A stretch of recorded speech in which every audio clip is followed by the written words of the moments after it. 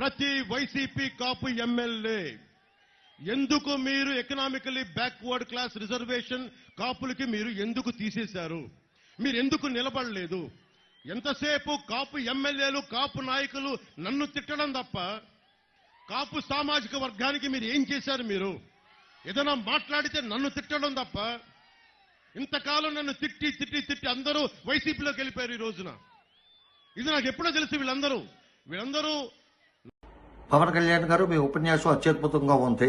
మోడీ గారితో చెప్పి మీరు ప్రత్యేకంగా జగన్మోహన్ రెడ్డి గారికి జైలు కట్టించేంత సామర్థ్యం ఉన్న మీరు అదే మోడీ గారితో చెప్పి కాపులకి 5% కాదు కనీసం 4% సామాజికంగా, ఆర్థికంగా, రాజకీయంగా, ఉద్యోగపరంగా, విద్యాపరంగా, వైద్యపరంగా రిజర్వేషన్లు ఇప్పించగలరని చెప్పించండి ఒకసారి.